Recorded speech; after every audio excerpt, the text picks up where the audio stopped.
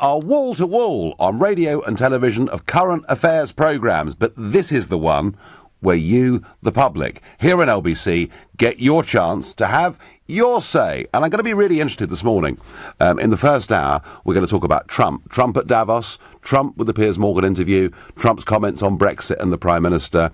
And from 11, we will talk about the Conservative Party and whether it is doomed if it stays on its current course. And regular listeners to this show will know I have now been saying for 6 months that she's watering Brexit down to such an extent that she will begin to split her own party and lose her own vote.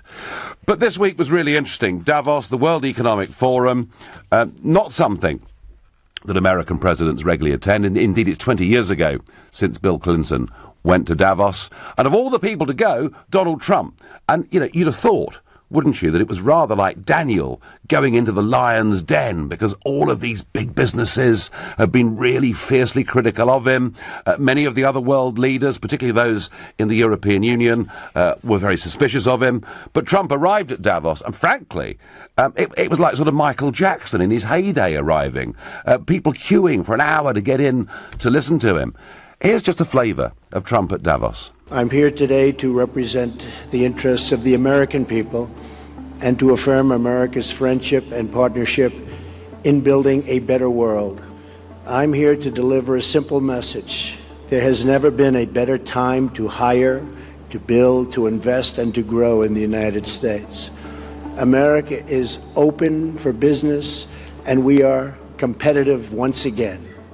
We support free trade, but it needs to be fair and it needs to be reciprocal, because in the end, unfair trade undermines us all. So America is booming, America is open for business, and, you know, this is what Trump does. He talks in a hugely upbeat way about his own country. Now, whilst he was over there, Piers Morgan managed to get, for Good Morning Britain, managed to get the first overseas interview that Trump has done for a year. Now, this is going to be played at 10 p.m. tonight on ITV, but we have got a few clips of it. And one of the big questions that Piers Morgan asked him was about, do you remember the retweet of the Britain First stuff? Let's hear what the president had to say. I don't want to cause any difficulty for your country, that I can tell you. Can I get an apology out of you just for the retweets of Britain Well, if you're First? telling me... I think it would go a long way. Then here's what's fair. If you're telling me there's a horrible people, horrible racist people, Yeah. I would certainly apologize if you'd like me to do that. I know nothing about them. And you would disavow yourself of people like that? I don't want to be involved with people, Right. but you're telling me about these Yeah. people because I know nothing about these people. And that, you know, I'm not in the least bit surprised that Trump said that. The way that it worked, actually, is that Trump now has over 47 million Twitter followers, but only follows back 45 people, one of whom is a US Conservative commentator called Alan Coulter. It was she that retweeted the Britain First stuff, and he retweeted her. He also, Piers asked her about his relationship with the British Prime Minister, Theresa May. You have a very good relationship with your Prime Minister, who I just left, and she's been doing I think she's been doing a very good job. We actually have a very good relationship, although a lot of people think we don't. I support her. I support a lot of what she does and a lot of what she says, and I support you militarily very much. I mean, we will come to your defense if anything should happen, which hopefully will never happen. But I am a tremendous supporter of the UK. My irritation with my country, we've given state visits to Bashar al-Assad, to Robert Mugabe, to Vladimir Putin, and to President Xi. So the implication from them trying to ban you is that somehow you're worse than they are. Well, I hadn't heard about banning, but I think a lot of the people in your country like what I stand for. They respect what I stand for. And to those who I don't, do stand for tough borders. I'm going to come to that now, but to those who don't, what do you say to them? I don't care. I don't care. It's just one of those things. I don't say anything. You know why? Because I don't care. Well, that's very Trumpian, isn't it? If you don't like me, I don't care. Actually, I tell you what, for politicians, that's quite a useful thing. Because if political figures worry too much about what the opposition think of them, they finish up not saying or doing anything. So he's being very nice about the UK. He'll defend us, whatever the cost. He wants to have a trade deal with us. He does want to come and visit at some point in time. But here is the sting in the tail, the impact of which I think may be quite significant upon Theresa May, because he was asked about how he thought the Brexit negotiations were going? Would it be the way I negotiate? No, I wouldn't negotiate it the way it's negotiated, but I have a lot of respect for your Prime Minister, and I think they're doing a job. I think I would have negotiated it differently. I would have had a different attitude. What would you have done? I think I would have said that the European Union is not cracked up to what it's supposed to be, and I would have taken a tougher stand in getting out. Are we front of the queue, or are we behind the French? Because we're a bit worried about Emmanuel Macron, who's been all over you, trying to be your new best friend. No, I like him. He's a friend of mine, Emmanuel. He's a great guy. His wife is fantastic. I like him a lot. Well, there was Trump. Trump perhaps proving the point that you can get on with people with different points of view. Now, look, cards on the table. You know, I thought Trump was a very necessary thing. I supported Trump. I spoke on the platform in Mississippi with Trump. I went back for the debates he did against Hillary. I was there in the spin room. I thought Trump was a very necessary part of change that was needed. I thought he'd be good for America. I thought he'd be good for Britain. And I thought he'd be good in the battle that I've been engaged in for over 20 years, namely fighting the big unelected bureaucracies and putting the concept of nation-state back where I think it needs to be. Is he a bit rough and ready at times? Yes. Can he sometimes be his own worst enemy by picking endless fights? Yes.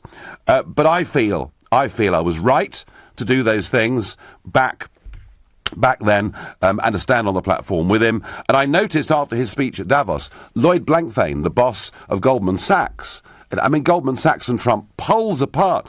Blankfein saying, do you know what? Actually, there was a lot more in this speech I liked than I didn't like. Sir Martin Sorrell, the boss of WPP, biggest advertising agency in the world. And Sorrell, very much against Brexit, very much against Trump, saw him interviewed, saying that actually, this was a president that understood business, and he speculated that maybe in the midterm elections in November, Trump might do better than people thought. So in the world of business, there's definitely a shift of people saying, hey, do you know what? He's not as bad as we feared he would be. Amongst politicians, what I think by the time this Piers Morgan interview has been played tonight, I think the European Union and the bosses are going to need the smelling salts, because he clearly is vehemently opposed to unelected bureaucracies having this level of power.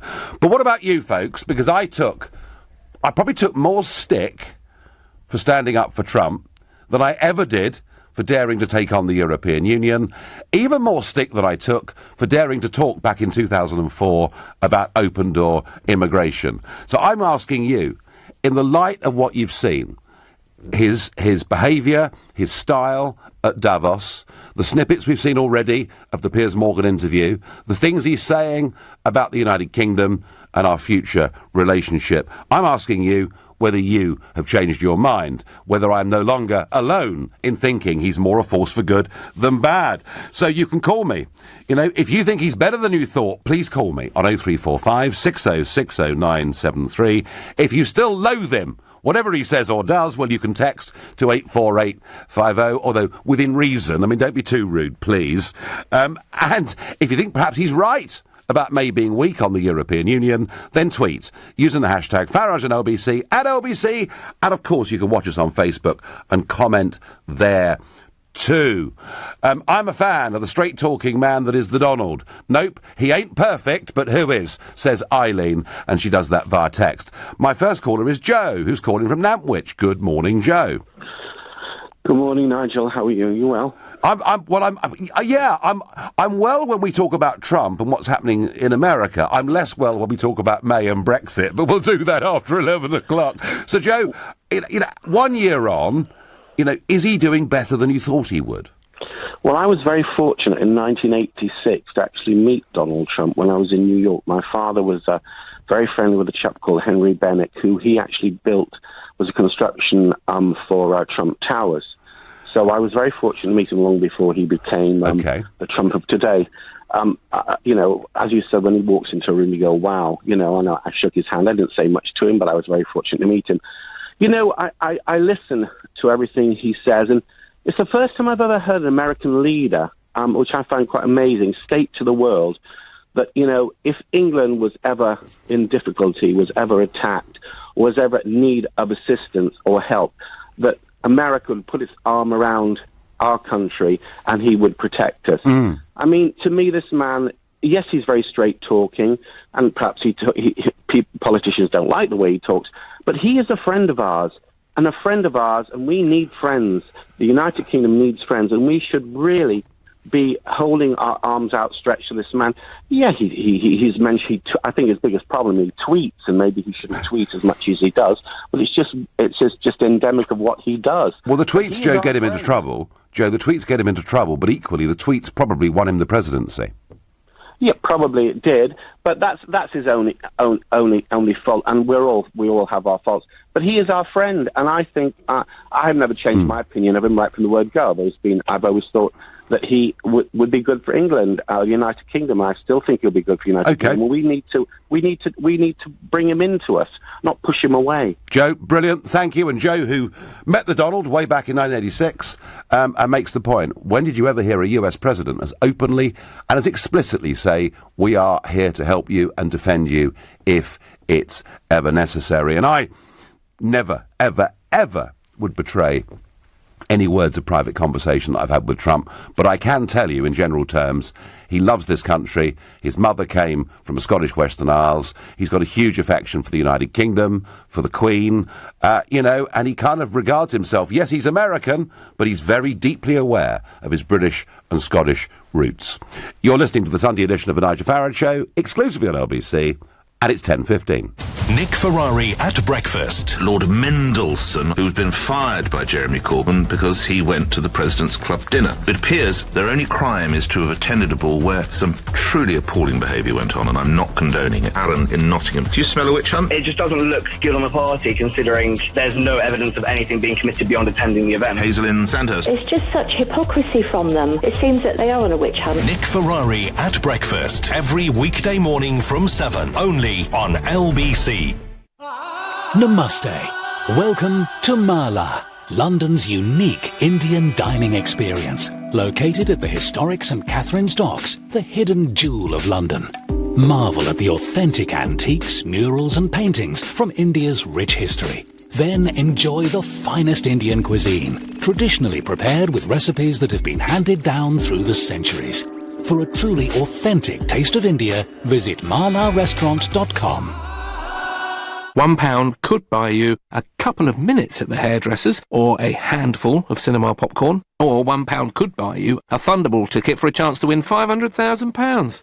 Bit of a no-brainer, really. Thunderball, only from the National Lottery. For just £1, you could win £500,000. Why not play this Tuesday? Rules and procedures apply. Players must be 16 or over. When you cough or sneeze into your hands, your germs can spread onto everything you touch and can live on a surface for hours for others to pick up, like on the phone. Hello? Oh, it's for you, pet. Oh, hi, Mum. How are you? Oh, can I speak to Nan too, please? So the advice from the NHS is to always catch your cough or sneeze in a tissue, then bin it, then wash your hands as soon as possible to kill the germs. Catch it, bin it, kill it. NHS, helping you stay well this winter. It's how London buys its cars. Car Giant. Don't wait, don't hesitate, don't miss out. Now's the time to buy your next car in the massive Car Giant sale. We've up to 10,000 cars in stock. That's giant choice and giant savings. Don't wait any longer. Get the car you want and save money today. The January sale. Hurry and soon at Car Giant. It's how London buys its cars. Car Giant. Until Sunday, there's up to 50% off in Oak Furnitureland's end of January sale. With solid oak coffee tables from only $199. Go online now to find a store near you. PlusNet people can't help but help. Take Dave here. He's a cheery chap. He's helping Mrs H switch to a super-fast fibre package. You're very welcome, Mrs Henderson. Maggie, she's setting up someone online with a SIM-only mobile plan. And Chris... I find drying my hair upside down adds extra volume. Well, he seems to be handing out good advice too. At PlusNet, people will go out of their way to help you. It's probably why they've bagged Uswitch's Best Provider for Customer Service Award for a 3rd year running. PlusNet will do you proud. We got it at Selco. Selco, it's where the trade goes. At Selco Builders Warehouse, we've got real deals on a wide range of trade-quality building products. In January, we've got a 25-kilogram bag of Rugby Premium Cement for only £3.49 ex-VAT. Now that's a real deal. We've got even more real deals and thousands of products in stock at Selco Builders Warehouse. For more information, see selcobw.com. We've got it at Selco. Selco, it's where the trade goes. What's the smart way to banish winter blues? You could hibernate under your duvet until it stops getting dark at 4 p.m. Or cheer yourself up by booking great value spring flights to Ireland with Aer Lingus. Fares are from just $32.99 each way, including taxes and charges. So you might be stuck indoors, but with so many flights from London to choose from, your mind can start roaming Ireland. Smart books a great value spring break. Smart flies Aer Lingus, Ireland's only 4-star airline. Book now at airlingus.com. Offer subject to conditions and availability. This is LBC, the Nigel Farage Show. Call 0345 6060 973. Text 84850. Tweet at LBC using the hashtag Farage on LBC. Is the Donald a better president than you thought he might be? Tony says we need a Trump here. May is useless. We'll come to that at the top of the hour. Nigel, most people who've been opposed to Trump and Brexit are now going to be too scared of coming on your show to admit they were wrong or might have been wrong. You were right on two fronts, Nigel, but how many people, even at LBC, will admit that, says Gary from Epsom. Well, I'm sure one or two LBC presenters wouldn't ever want to admit that. But the Donald, he's controversial. He gets involved in fight after fight after fight. He's the best thing, by the way, that's ever happened to the media, and particularly the New York Times and CNN, who he attacks relentlessly as being fake news. And you know what? Their subscriptions keep going up. Claire is calling from Edgware. Good morning, Claire. Yes, good morning. I think the American legal system is what is going to protect us from Donald Trump, because the 300% tariff on Bombardier goods had his full backing, and thank goodness the courts chucked it out, threw it out and put it down. But all Trump does is when he's abroad, he's stuck to the script. He's very good at reading auto cues. But we know his history. When he was building properties in New York, he was prosecuted for racism in the distribution of his apartments because he refused to rent his apartments to African Americans and anybody who wasn't white, Anglo-Saxon, basically British descendant. So therefore the man is not going to change his spots. He's our friend today because he was in Davos. When he gets back to America, he'll revert to kind. And he's about perpetuating himself. The massive tax cuts, although they'll take a long time to feed through, they're only going to benefit the top 1% because, as we all know, if we've got friends in America, most people earn about $20,000 or $30,000 a year, and you need to earn at least $75,000 to benefit. And this thing that they're going to repatriate all these millions and millions, even if they do, who says it's going to be distributed to the people? It's just going to be used as cash reserve. Well, Claire, on the charge of racism, overnight he's announced that in fact he's going to make a very big concession to a number of illegal immigrants in America, the so-called Dreamers. And I think that's interesting. But also, Claire, let me come back at you with this point. One of the things that Trump said at Davos was how proud he was that the number of black and Hispanic Americans that were now in work was an all-time record. And he genuinely feels in the first year he's done more for poverty in the black community than Obama did in 8 years. The benefits that are coming through for the black community in America now, and as a black person now, I've got a lot of friends over there, were put in train when Obama was in. For him taking the credit, who's been in for a couple of months, is ridiculous. Many of the benefits, and also there were more jobs created in Obama's era anyway, if you actually check him out. But he's taken an awful lot of credit for what Obama did. He wanted to get rid of the Affordable Health Care Act, which would have affected mainly black people. And although what he's done is he's taken away the demand that small companies provided, and he's taken away the demand that everybody has it. So eventually, an awful lot of people are going to slip out. But he wasn't able to abolish it. So the impact. He says he's created more jobs for African American people. There might be more black people working in McDonald's. Yeah, there might be more black people working in Walmart's. I don't know. But he's taken an awful lot of credit for what he didn't actually do. But people are being fooled. All Donald Trump was able to do... Claire, the US stock market has risen 30% since he was elected. Don't you think he's got something to do with that? Yeah, well, the tax cuts. You know, if you slash corporation tax, the big businesses, of course, are going to benefit, and that's going to improve the stock market. But if you read up on people who've written about it, they say in a few years' time, America's going to take the hit for that because because of the tax takes they're going to lose. Because unfortunately, and apparently, George W. Bush did the same thing when he started, and then America's deficit went up a couple of years later because the money was not repatriated in the droves. Well, I tell you what, it would be. Claire, I will absolutely put my neck on the line. There will be the repatriation of hundreds of billions of dollars, and that is going to happen. But Claire, the other point, and you make this point that he's one thing here and he's a different thing when he goes back to America, and you imply that he's only our friend for the day. I don't know. I mean, the one thing that Piers Morgan, who has got this interview tonight, and very well done him, but Piers Morgan does not have the same politics as Donald Trump. Absolutely not.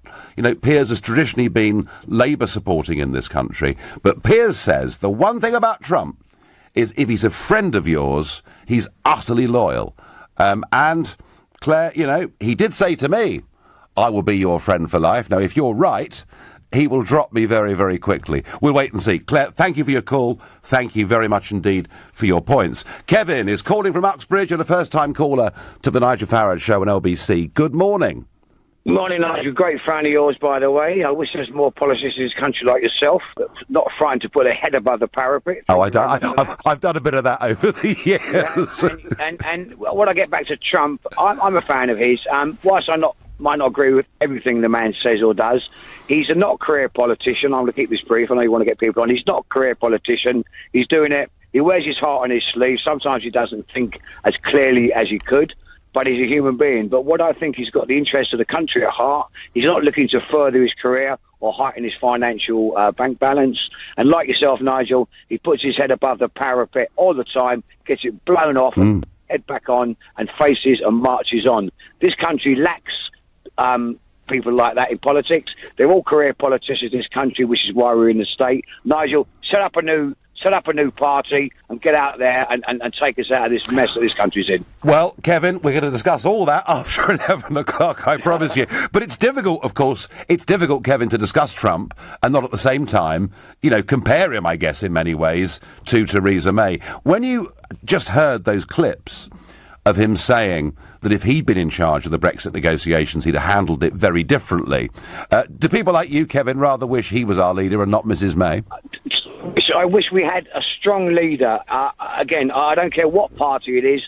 Bring back Thatcher, even, for God's sake. Someone that's, again, got backbone and spirit and take this country to where it should be. And Blair had backbone and spirit too, whether people like him or not now, post the Iraq War, but at least with Blair as leader, he did give us some idea of where we were actually going. Kevin, I thank you. I agree with that. Thank you. Kevin, I thank you very much, and thank you for calling the show. If Trump was British, we'd have a leader who wanted the best for his country, if only. So there's somebody anonymously there, via Twitter, backing up those previous comments. Jonathan is calling from Finchley, another first-time caller. Good morning, Jonathan.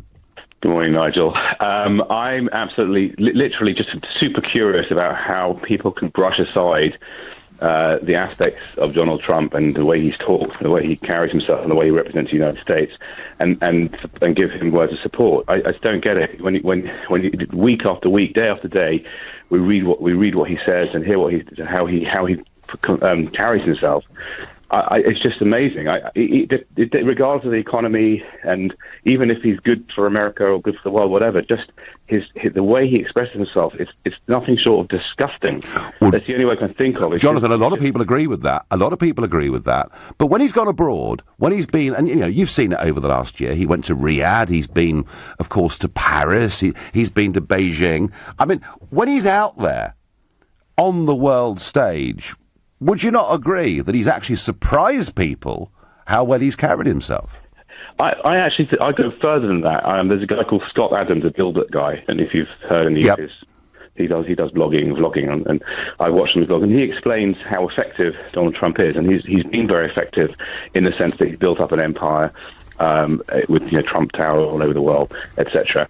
So he's obviously got some skills, and they can be put to good use for the United States and for the rest of the world. I'm not saying he doesn't have skills.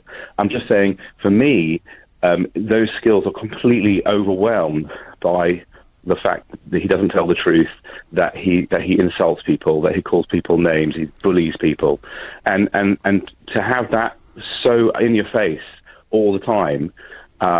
Is to me, for people not to see that and be affected by that and say, well, it's all very nice, all the good potential he has, but I'm sorry, yes, to have the world's greatest nation, the most important job in the world, be represented by this reprehensible behaviour. I don't understand how people can't at least acknowledge it's a problem. Do you think, Jonathan, that he's vulgar and coarse? It's not. I wouldn't label him as vulgar, of course. I would just say that his behaviour, the kind of things he says and does, show a distinct lack of sensitivity, of understanding. It's bullying, lots and lots of lying. This whole fake news thing where he disses really decent journalists who are doing a really fantastic job, so important for a free society, and he disses them as fake news. Well, it's terrible. Jonathan, do you not think that given the way the Democrats have declined in the United States of America, and it was John Sopel who made this point, which is from the BBC. Sopel made the point that the Democrats are in such a mess that effectively CNN and the New York Times are no longer objective reporters of news, they're now the opposition. Well, I mean, I don't watch that much CNN here in the UK, but I will say that because he courts publicity so much, deliberately or not, it's very difficult not to be shocked and to be. I read a tweet recently from the White House it's an email. I'm on the Donald Trump email thing, saying that 95% of the news are anti-Trump or whatever. Well, he brings that on himself and then he complains about it. Well, Jonathan, he may well do. Jonathan, your points about his style and what he says, you find him unacceptable. You're not on your own with that. You're listening to the Sunday edition of the Nigel Farage Show. It's 10:30 and time for the news with Andy Ivey. Theresa Villiers is the latest high-profile Leave campaigner to voice concern about what she calls a dilution of Brexit. The Conservative former Northern Ireland Secretary says Britain is in danger of remaining in the European Union in all but name. A 28-year-old man remains in police custody on suspicion of causing death by dangerous driving after a car crashed into 3 teenagers in West London. They were killed in Hayes on Friday night. Rescuers have found 7 survivors from a ferry which sank near the remote Pacific nation of Kiribati. The 6 adults and a baby had scrambled onto a wooden life raft 4 days ago but didn't have any drinking water. LBC weather, cloudy and windy for many parts, with the best of any brighter spells to the east of higher ground. Heavy rain in western Scotland, highs of 13 degrees. LBC travel starting in the centre of town. Oxford Street is closed westbound between Berwick Street and Poland Street for emergency repair works. In Hammersmith, King Street is also closed for emergency works in both directions between Goldhawk Road and Studland Street. And onto the North Circular Road, it remains closed northbound from the M4 Junction 1 at the Chiswick roundabout to Gunnersbury Park because a water mains burst. Now on the train, South Eastern have no service running between Orpington and Charing Cross. That's because of a power supply problem. LBC Travel, I'm Emily Rose. This is LBC. The Truth Project is part of the independent inquiry into child sexual abuse. Getting a better picture of the past will build a safer place for children in the future. Visit truthproject.org.uk. Group winners with games to spare. Now Manchester City are in the last 16 of the UEFA Champions League, and it's winner takes all with a quarter-final place at stake. Experience breathtaking Champions League football from the best seats in the stadium. See City take on FC Basel at the Etihad Stadium on Wednesday the 7th of March. Be there and enjoy award-winning hospitality from £100 per person. Text VIP to 61894. No need to be frozen this winter. Well, it's not Ice Age. Indeed, some like it hot. And until April the 1st, Swale Heating are giving away 2 free cinema tickets with every A-rated Worcester Bosch boiler. Plus, you'll get a warranty of up to 10 years and a year's free cover for the whole central heating system, subject to survey. And they can fit within 24 hours if necessary. Mamma mia, that's good. Just text the word FROZEN to 84433 today. People will be in hot pursuit. Enough already. Taxi! Driver. You could make the main dealer's day by paying over the odds.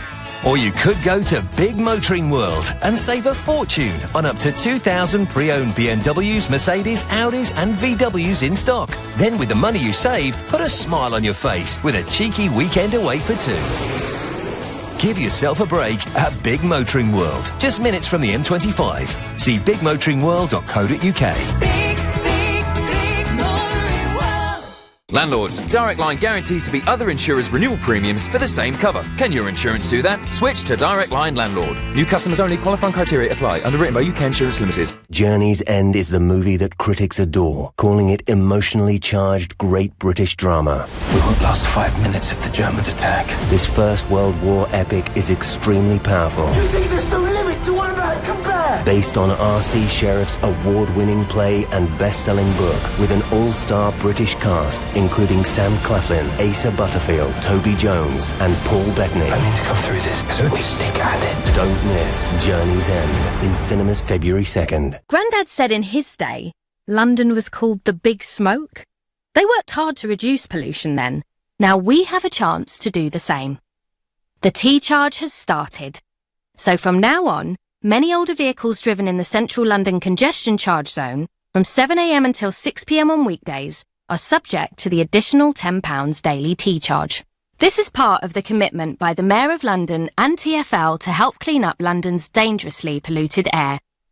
Walk, cycle or take public transport where possible. Or pay online. Search T-Charge to find out more. To the Mayor of London and TfL, every journey matters. SAP Concur does what might seem impossible for your business. It makes employees happy and finance happy. How? Well, employees love automated expense claims and invoices they can submit and approve from anywhere. And finance loves that they have full visibility into employee spend. Plus, SAP Concur integrates with leading finance systems, making the process better for everyone. SAP Concur. Expense, travel, invoice. Learn more at concur.co.uk. The Nigel Farage Show on LBC. Call 0345 6060 973. Now, I fully accept that I've been in a minority in this country of saying that I thought Trump would be good for America and good for us. Indeed, last year, YouGov poll showed that only 1 in 3 Brits would accept an offer to meet Donald Trump at the White House, which seems to me to be absolutely extraordinary.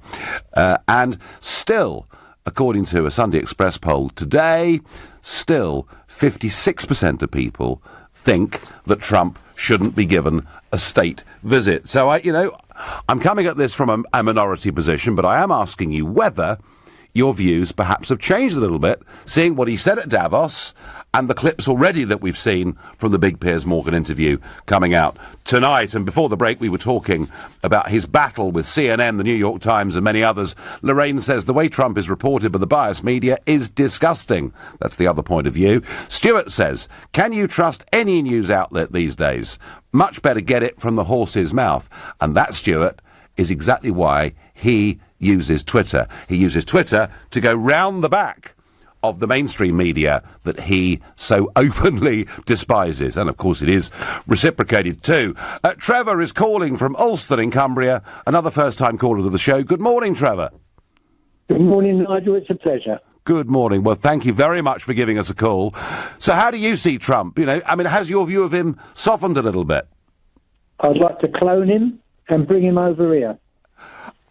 Now, if you were to clone a New Yorker, and even by the standards of Americans, who can be pretty straight and pretty blunt, New Yorkers are in a whole different league.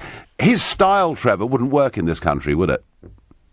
I don't know. It worked with me. I mean, I'd like that last gentleman to listen to his speech to the farmers in America. It was phenomenal.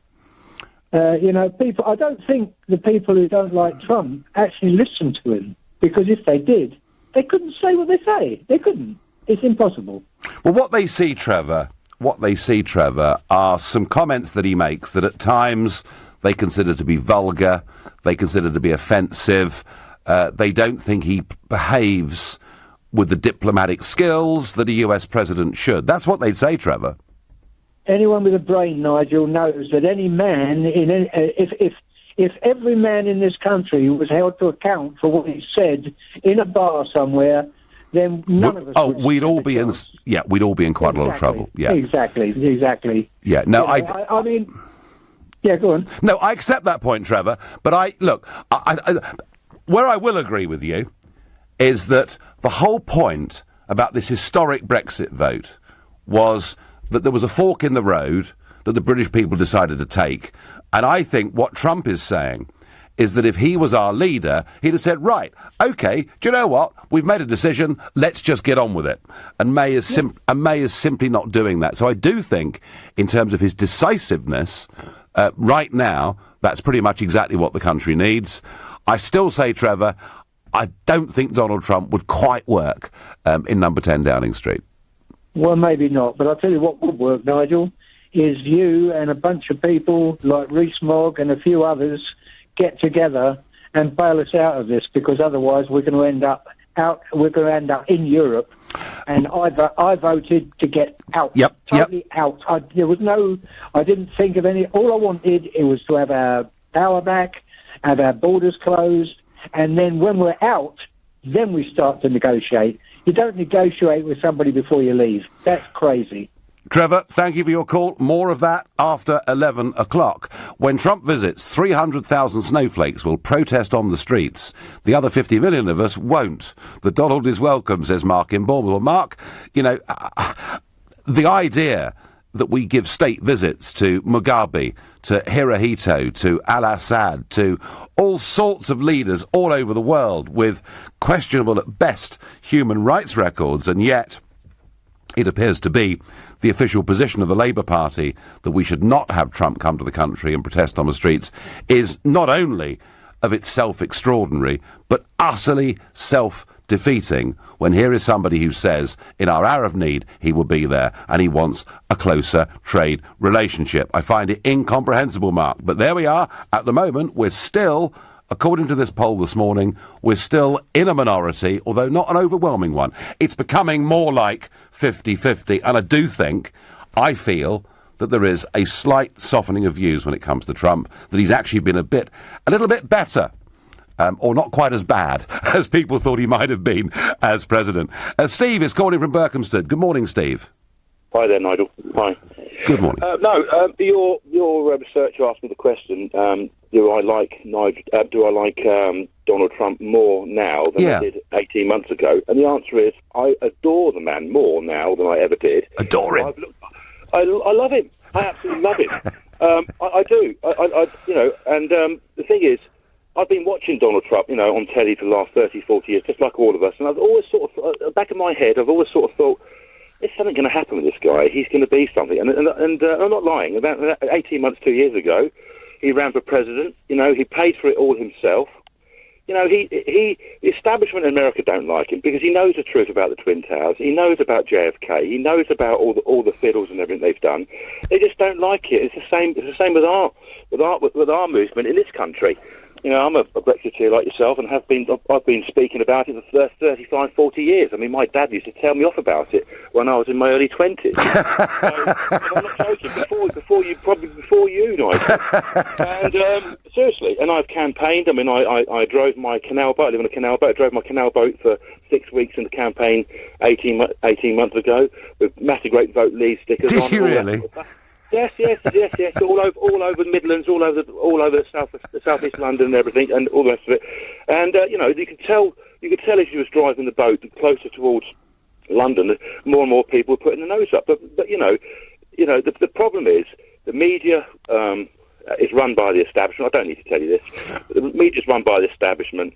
We've got people like Tony Blair trying to sabotage, what we're trying to do. You certainly have. And you know all that. I mean, I don't. Yeah, well, Steve, I don't know anything about Trump's views on the JFK assassination or the Twin Towers, but what I do know is that he's taken on the establishment in a most remarkable way. He's been underestimated at every single stage of this. Really? And I was told, Steve, at the late September 2015, a friend of mine said he'd been and watched Trump speak. He said, you watch this, it's unbelievable. And at that stage, even I thought, You sure? Are you really, really sure? And no one thought he could win those primaries. No one thought he'd get the nomination.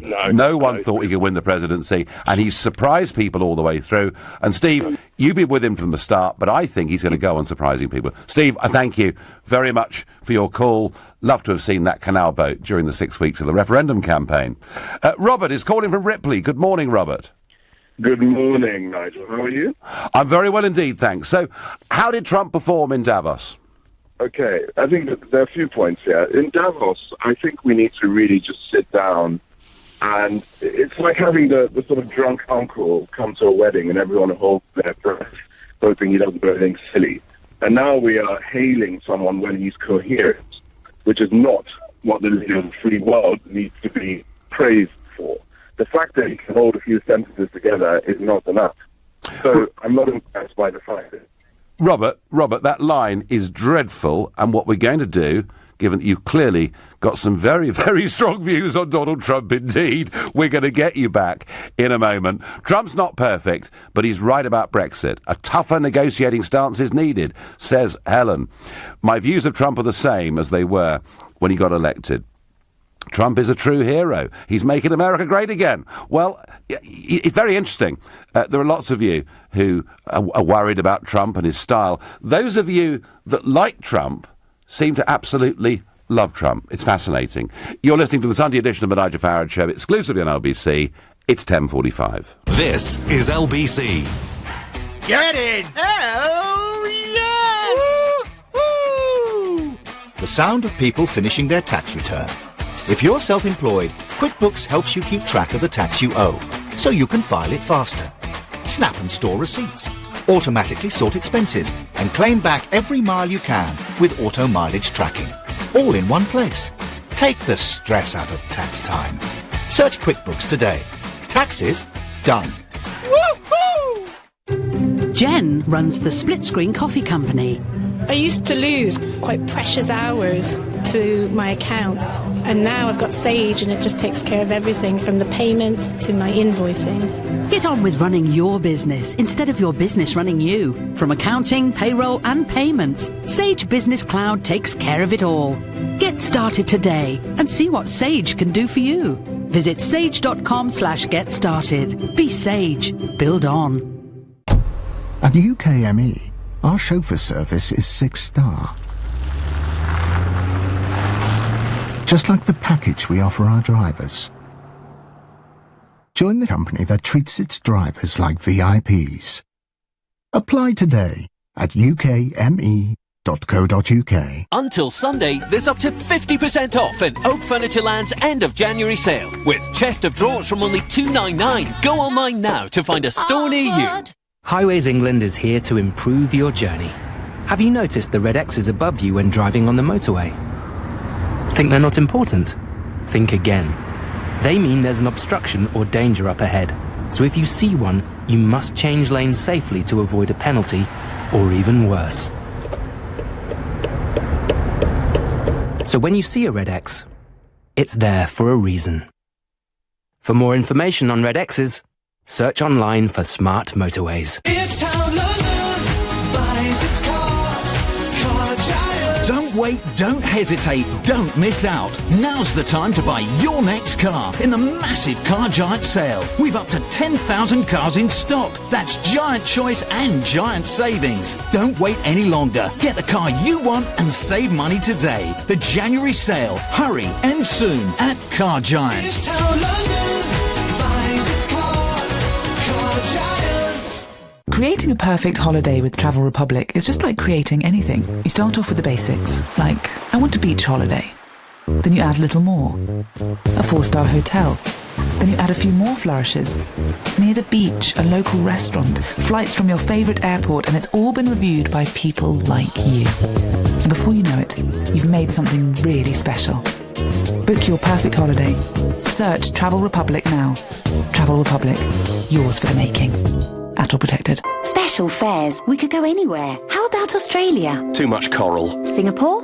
Too warm. How about Bangkok? The Songkran Water Festival is on. I don't like swimming. Well, luckily for you, it's a water pouring festival, like a giant water fight. Bangkok it is. There really is somewhere for everyone. Travel the world with special fares and make 2018 a year to remember. Book by the 31st of January for travel until the 30th of November 2018. Visit emirates.com/UK. Conditions apply. Fly Emirates. Hello tomorrow. The Nigel Farage Show on LBC. Call 0345 6060 973. There's no doubt he is the most controversial politician that's ever been elected to lead a Western world country, and he just happens to lead the biggest, richest and most powerful of them. Yes, it's Donald J. Trump, the 45th President of the United States of America. And, you know, he got a really, really bad press in this country in the run-up to that election, and it may well be that he deserved it. But I'm asking you, a year and a bit in, given his speech in Davos, given what we've seen of the interview that'll be played at 10 p.m. tonight on ITV with Piers Morgan, given what he said about wanting to come to the aid of this country if ever we have our hour of need and wanting good trade relations, I'm simply asking you, have your views of Trump changed? I'm going to go to James in Penner and ask that very question. Good morning, James. Good morning, Nigel. Yeah, I would say yes, my views have definitely changed. I mean, in my family, I've got a number of English teachers, accountants, doctors. Trump's style of communication is so without finesse. It's incredible. His use of English is you know, it's probably around about a 9-year-old's, I would think. And he just, there is such a contrast between him and his predecessor that you can't help but have your senses sort of assaulted by the way that he communicates. But the reality is that when you peel that back and you say, well, what is the guy actually talking about?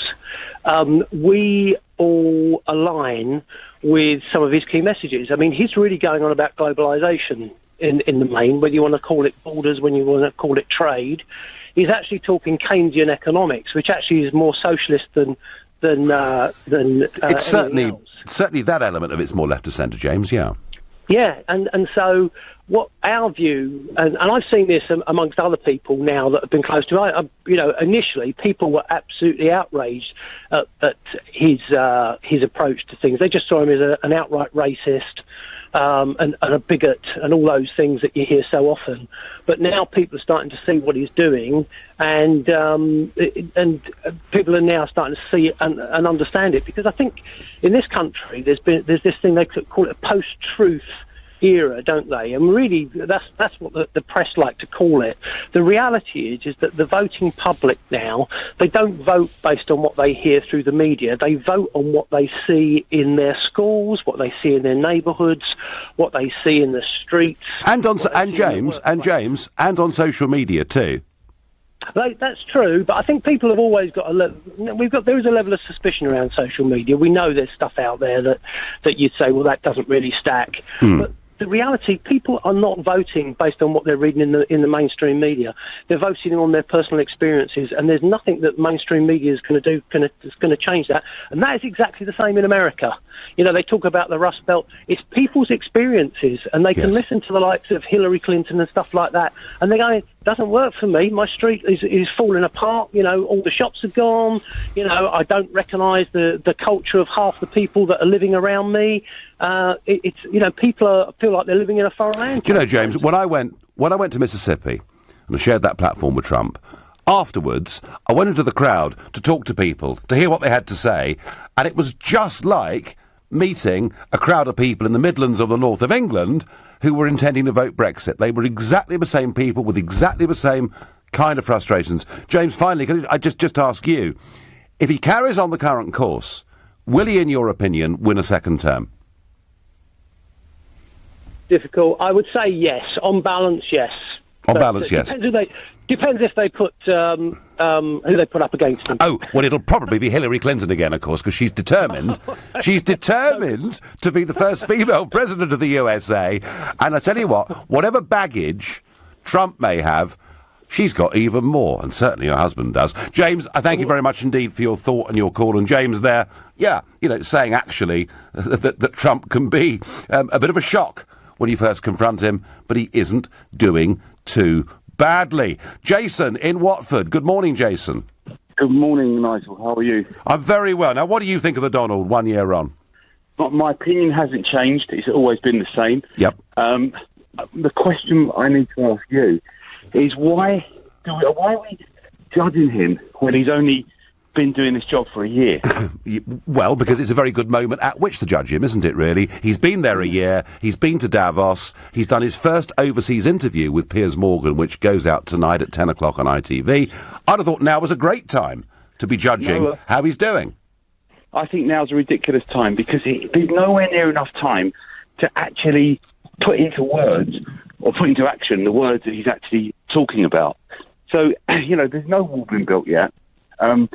There's loads of different factors to the job that he's doing. And you can't just judge him, like, when he hasn't had the chance to actually do what he says he plans on doing. Well, Jason, I would... okay, let me just throw this back at you very quickly. He's made some big changes through appointments in the American judicial system. He has deregulated thousands of laws in America that have been scrapped, and he's managed an absolutely historic reform of corporate tax. How would you judge him on those things? Well, I'll judge him when we see the benefit of what he's done. So you can do lots of different things that will sometimes be very successful and sometimes won't. But within his first year, you can't judge him on how successful that these changes are going to actually be. Okay. My concern is that he does an awful lot of talking, and we keep going on about, and I've heard him say it, I've heard you say it, about how well the American stock market's doing. So that obviously reflects on how wonderful Donald Trump's doing. But we keep sort of putting down Theresa May, and yet our stock market's probably better now than ever. Well, I think the big difference, of course, is that our stock market is full of companies, most of which are outside the United Kingdom. They're Chilean copper mines and various other things. So I think, to be honest with you, the FTSE is now more of a global stock index than it is a UK index. We need to look to the all-share 250, whatever, to get a better measure. Jason, OK, fine, you've made the point that he needs to do more to prove himself, and time will tell. What about in terms of perception? Because he was seen as the devil by many people. But I think that's still the case by many people. And I think I have never seen him as the devil, and I just think he's a very, very clever man. And I think he's a marketing genius. So often he'll say things he doesn't really believe. Often people think, he's a racist. Of course the man's not a racist. You know he's not a racist. I know he's not a racist. But sometimes he'll make ignorant comments because he knows there's certain people that will back him for saying that. But is he a racist? No. No, but he's got his own style, hasn't he? And listen, I thank you very much indeed for your comments. And let's just remember, folks, he's not very far away from being 72 years old. He's kind of done it his own way for the last 50 years. And people saying he should tweet a bit less. It just isn't going to happen. It's going to go on. This presidency will go on exactly the way that it is, giving global news headlines every single day. We are going back to Robert in Ripley. Hello, Robert. Hello, Robert. Hello, Nigel. Thanks for having me. I wanted to say it's like having the drunk uncle at a wedding and everyone holds their breath. That he doesn't do anything silly. That is what happened in Davos, quite simply. The fact that the man is coherent is something that we're having bank holiday celebrations for. It's just ridiculous. That's the first point. The second point is this. If any politician, including yourself, was caught on tape, categorically it was their voice on tape talking about grabbing a female in her private parts without their permission, I want you to tell me this. Would anyone in the UK have a job, and should they be in any kind of public office afterwards? OK, Robert. I really would like you to answer that question. OK, well, let's deal with both of those, shall we? The first one, about the embarrassing drunk uncle. Everyone crosses their fingers. Let's hope he doesn't get drunk, and can we shove him into the back of a car before the dancing starts? Yeah, understand that. Point is, Robert, he's been going all over the world, starting off with Riyadh, going on to Beijing, going to Warsaw, Paris, Brussels. In fact, he's been almost everywhere apart from the UK. And the point is, Robert, I think, I put this to you, I think he's surprised people the way he's held himself on the world stage? Because the bar is that low now. That's the bottom line. The bar is that low now. Well, because of the low grade of many of our Western world leaders, that may well be true.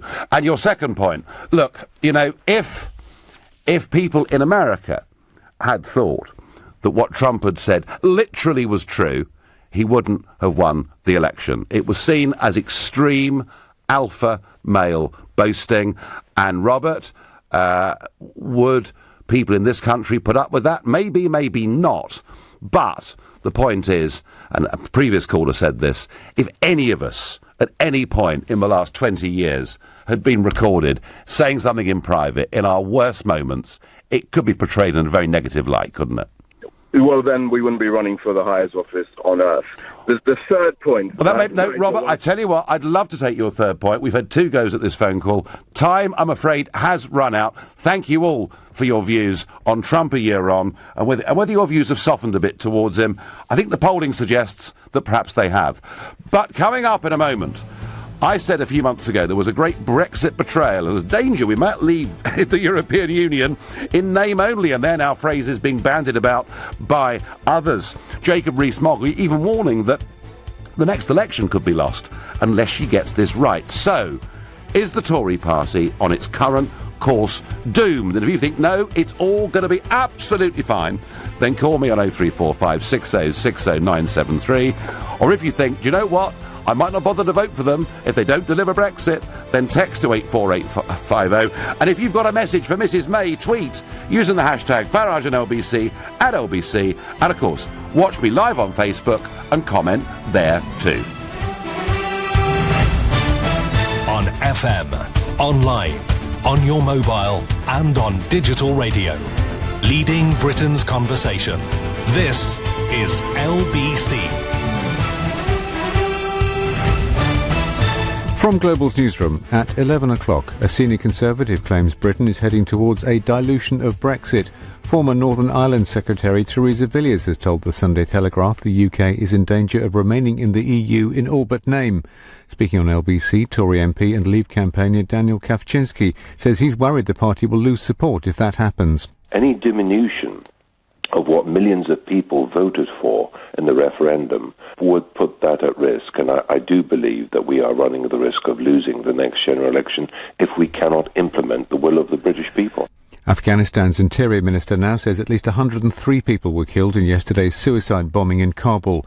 Another 235 were wounded when an ambulance filled with explosives blew up. Police are continuing to hold a 28-year-old man arrested after a car hit and killed 3 teenage boys in West London on Friday night. Detectives are trying to find another man they think was inside the vehicle when it crashed in Hayes. The body of a woman has been found after a house fire in Greater Manchester. Police were called by the fire service to an address in Sale at around 8:15 this morning. 16 and 17-year-olds in Wales are to get the right to vote in local council elections. The Welsh Government thinks lowering the voting age, as has happened in Scotland, will get more young people interested in politics. Labour's Shadow Minister for Voter Engagement and Youth Affairs, Kat Smith, has told LBC it should be extended across the UK. I think there's a real need for political parties to encourage young people not just to vote in elections, but to be political candidates. And the last local elections, the last 2 sets of local elections in my area, we've seen councillors elected at either 18 or 19 years old.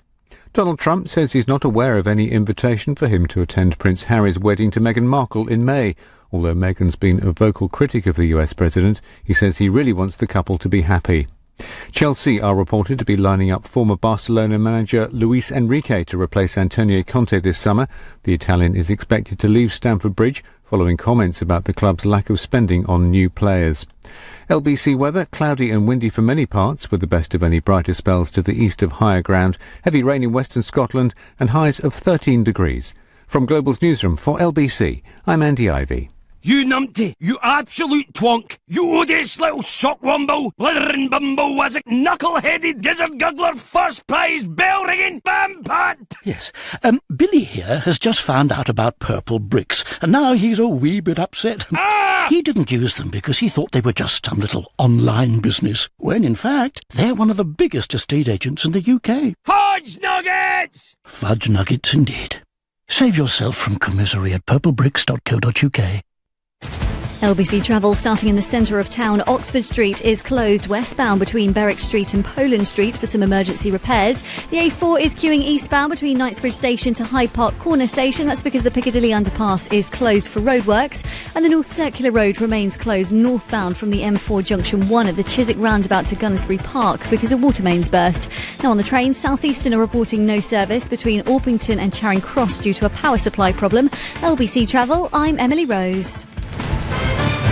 This is LBC from Global, leading Britain's conversation. The Nigel Farage Show.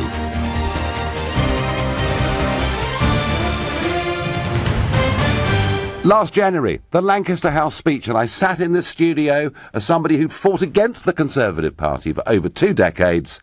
I listened to what Theresa May had to say, and I said, wow, this is amazing. She's saying all the things I've been fighting for. It was all worth it. It's great. But it didn't take me very long through the course of a general election campaign to start to lose faith. And indeed, as early as last July, I wrote in the Daily Telegraph, the great Brexit betrayal has begun. I then wrote in September, the great Brexit betrayal continues. And after the various concessions made in December at the summit, such as 40 billion, I was barely able to contain myself. I don't think she's holding true to Brexit. I don't think she's right to be leader. And I think they're headed on a path of total destruction if she remains. That has been my view for months and months and months. And I know lots of you have been really, really angry with me, particularly Conservative voters, saying I'm rocking the boat, I'm causing trouble. Well, just look today, Jacob Rees-Mogg basically saying, look, unless they keep faith with Brexit voters, they may well lose the next general election. And former cabinet ministers like Theresa Villiers saying the whole thing is being watered down. But perhaps to get a bit more objectivity onto this than me, where I've nailed my colours to this mast. So clearly, I'm joined this morning by Isabel Oakeshott, political commentator, former political editor of the Sunday Times, a Conservative commentator without being a Conservative Party member. Isabel, good morning. Good morning. Well, I'll try and be objective, but I'm probably about as wound up as you are at the moment. I think we're at a very, very dangerous point for Brexit, aren't we? Yeah, I think we are. And it kind of seems to me that on the current course, the best we're going to get is Brexit in name only. And I say that because she seems to be dead set on taking us into this transition period. And yet, and Isabel, perhaps you can explain this to me. You know, why is it that when the prospect of a transition period, meaning effectively continued membership of the EU, but without any say, why did the Parliamentary Party put up with it back in December? Well, I think that there is just so much fear within the Parliamentary Party of what happens if they pull the plug on this operation. And, you know, the reason that we're getting so much manoeuvring from a number of cabinet ministers and those outside the cabinet at the moment is precisely because this is a critical point in the Brexit negotiations. I could name, I think, at least 4 senior Tory party figures: Boris Johnson, the Foreign Secretary Gavin Williams, the Defence Secretary Priti Patel, the ousted International Development Secretary, and Jacob Rees-Mogg, who are absolutely on manoeuvres within the Tory party at the moment and are beginning to wonder whether this is their moment to strike against Theresa May. And I think it's fairly hanging in the balance for her. Perhaps that's overstating it a bit. I think there could either be a leadership contest that kicks off in the next few weeks. If that doesn't happen, she probably survives for another year, and everything that you and I fear about Brexit, that there is some kind of catastrophic sellout and this new thing, Brino, Brexit in name only, may come to pass. Yeah, and of course we heard rumours yesterday that the transition, and I've been saying this again for months, that the transition period wouldn't be around about 2 years, it would actually be 3 years, which would then take us to the next general election. Now, that really bothered me, and I think that is potentially dynamite. And I'm rather surprised, actually, that more papers this morning haven't picked up bigger on that story. You know, I always feared when they said around 2 years, that around 2 years meant nothing of the sort, that was close to 2 years and meant around 3 or maybe even 4. You know, you learn in political commentary and as a political observer to interpret language, and the word around is a dangerous one in this context, I think. Now, a great favourite of this show, and I get texts and tweets, and they're all... I've got a load of Rees-Mogg fanatics, and I think across all LBC programmes at Rees-Mogg. But it seems to me that he's gone from being amiable backbencher in the space of a couple of weeks to heading up this Conservative Party group. Can you explain what that group is and what this really means? Well, I think there's no doubt that, certainly in my mind, that Jacob Rees-Mogg is serious about running for the Tory party leadership. You know, some people dismiss Jacob Rees-Mogg. One expression I've heard is that he's a kind of meme that's gone too far, a kind of human Boaty McBoatface, a national joke that's suddenly become all too serious. I think if anyone who is nerdy enough, like me, to have watched the video footage, the film footage of him dissecting the position of the Brexit Secretary David Davis in a parliamentary committee meeting last week, would not underestimate Jacob Rees-Mogg's intellect. You know, he is a forensic examiner of political positions, and you know, clearly he feels utterly passionately about the proper delivery of Brexit, and indeed has said nothing and nobody except the Queen is more important than Brexit to him. So I think what we're seeing is his leadership ambitions, but perhaps it's unfair to focus too much on that. It is more for him about Brexit being delivered in the way that 17.4 million people voted for. And where he becomes very dangerous to the Prime Minister is if he has enough of a group around him to really pose a difficulty for her when it comes to parliamentary votes. And, you know, really that's not actually that difficult, is it? And, you know, I watched that exchange, and as you say, it was forensic, and David Davis kept laughing. And it was a very nervous kind of laughter. But isn't really, of all the figures in the cabinet, isn't the David Davis position the most curious of all? Because don't we know, listen, I shared platforms with him up and down the country, that Davis is the man who really wants us to crack on with Brexit, and yet is having to push what I see as a compromise line coming from a divided cabinet. I'm bemused watching David Davis, who, like you, is somebody I've known for a very long time. I've got great respect for him. He has always been a staunch Eurosceptic, and when he was put in that position as Brexit Secretary, I found that immensely reassuring. And something odd has happened to him in recent months, or even, you know, perhaps it began to happen as soon as he got into government and realised, you know, just how difficult it was to carry out what he wanted to carry out. But I don't see the same man as I know. You know, he looks different. He looks tired. He looks as if he's finding it all. I mean, you know, he is, I don't know exactly how old he is, in his late 60s. 68, I think he is. I think he's under an enormous amount of pressure. But it's interesting that Tory Eurosceptic MPs, the kind of Brexiteer, the harder Brexiteers, feel let down by him without a doubt. I think that's right. And as I say, my sense of it is that actually what she's trying to do as Prime Minister is to keep all these different wings of the party happy. And that actually, by trying to keep everyone happy, in the end, you probably don't keep anyone happy. Lots of rumours, Isabel, the last two Sunday sets of newspapers, the number of signatures or letters that need to go in to trigger a leadership debate and contest is 48. Any gossip or rumours on where we are with that? This is so difficult to nail, this one, because the man in charge of those letters, who collects them and keeps them in a safe, Graham Brady, who most people probably haven't heard of. Hang on. I think you're wrong there, aren't you? You think that they have? No. He's just received a knighthood. He's now Sir Graham Brady. Oh, I'm sorry. And isn't the timing of that interesting? Well, I look forward to the day when I'm going to be addressing you as Sir Nigel Farage. I shouldn't think so, no. But Sir Graham is extremely discreet. That's why he's lasted so long, and probably why one of the good reasons he got his knighthood. So he never lets on how many letters he's got. But I think it is the case that there are so many that we are sufficiently near the tipping point of the 48 for anyone who's wavering about putting in a letter to be thinking rather harder than they might do if they thought that there were only 3 letters in that safe. You know, they are now faced with a kind of knowledge that if they put a letter in, they might just be the individual that tips the party into a leadership crisis. And that probably makes people think twice, 3 times, maybe even 4 times before they take that step. So if they don't reach the 48, she stays on as leader. The trade negotiations begin at the summit on March the 22nd, 23rd with Monsieur Barnier.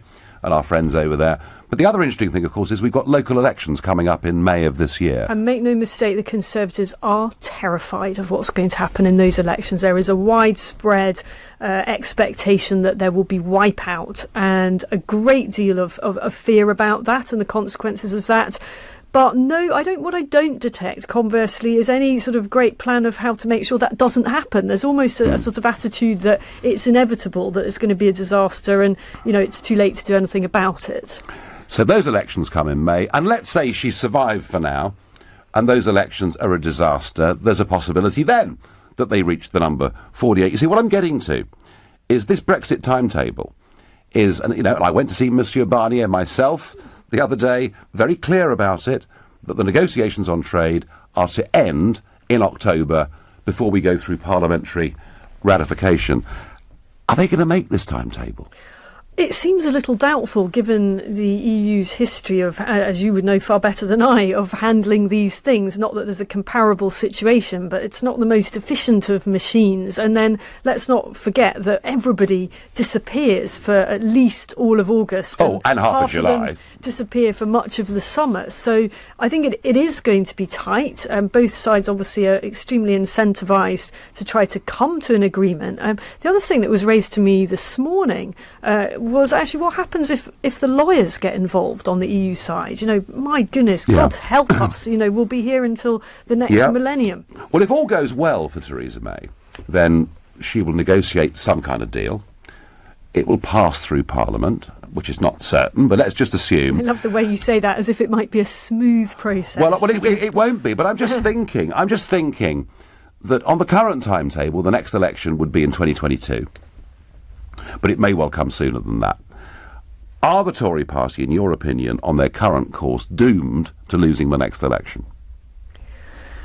I think I would be a bit of a fool to make predictions. My predictions have all been a bit rubbish in recent years. I think many in my industry would be able to relate to that. It doesn't feel good, I must say. It absolutely doesn't feel good. I've just come off the BBC with Jeremy Corbyn, and I'm sorry to say that he's actually much more impressive than many of us on the right have given him credibility for. I think that the Conservatives have a lot to be worried about, but that said, it's a long time away, and there is an immense opportunity for us in Corbyn's kind of socialism. And he's got a slight spring in his step, Corbyn, hasn't he?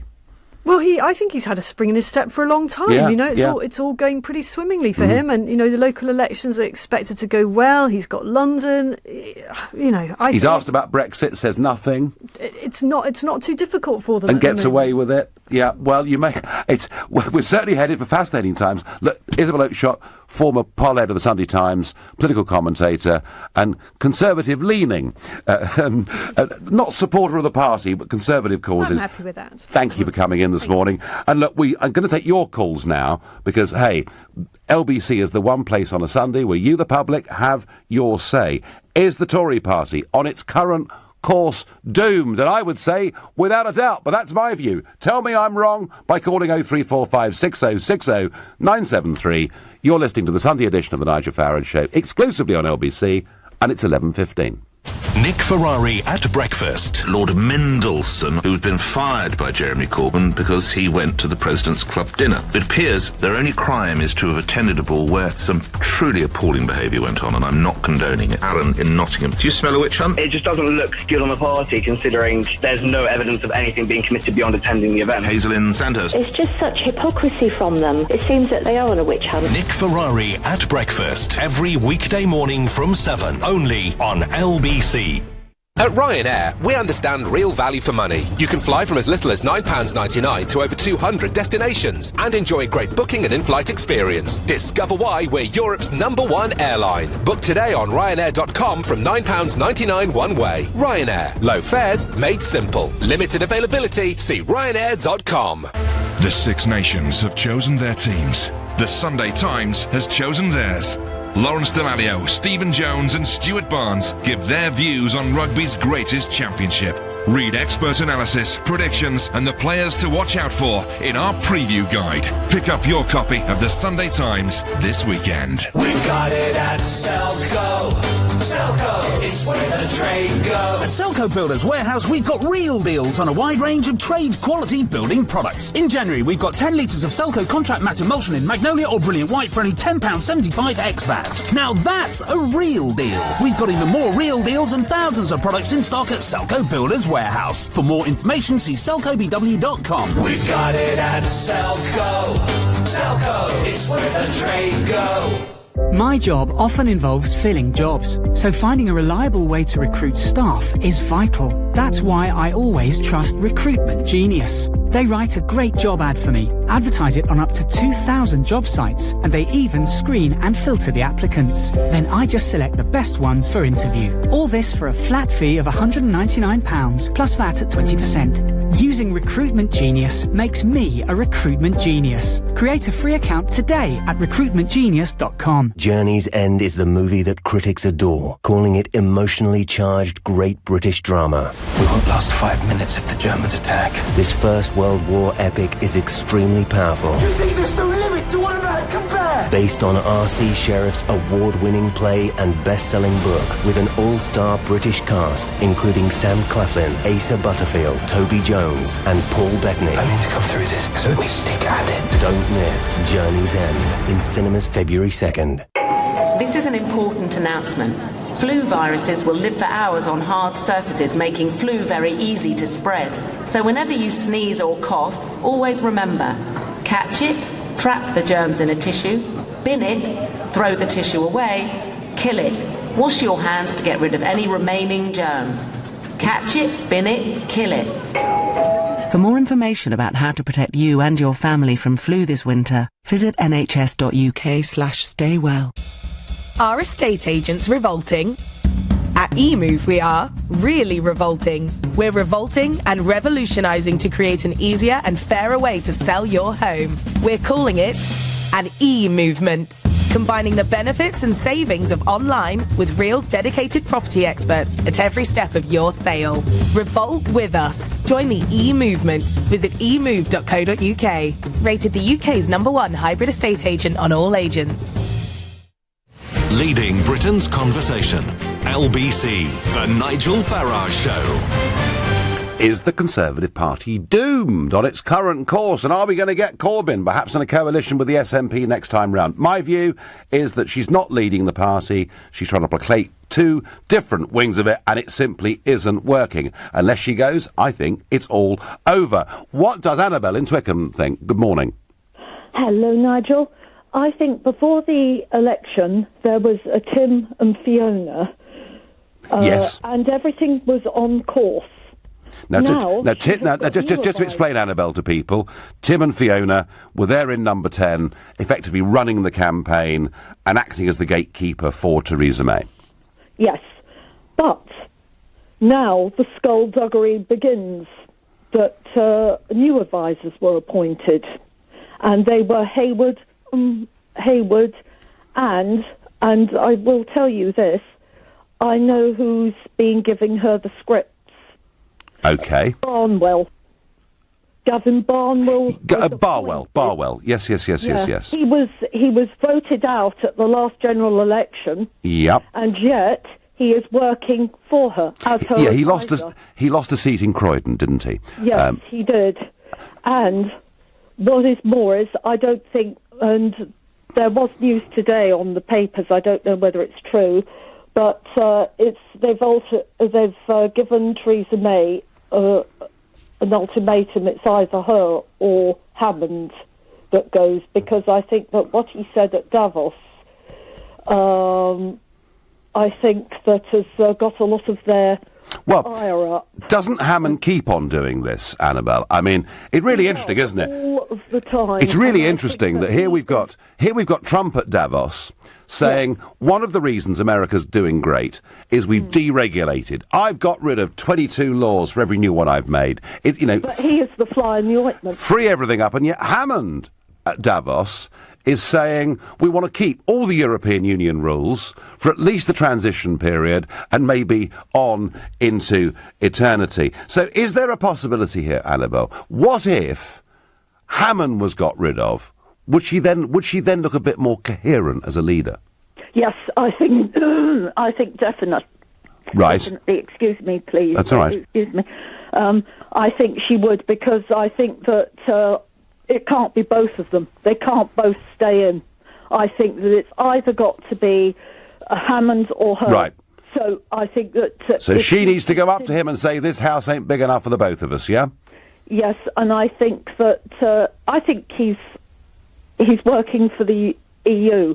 Okay, Annabelle, I tell you what, in my view, it's not just him, there's lots of them. John is calling from Hailsham in East Sussex. Good morning.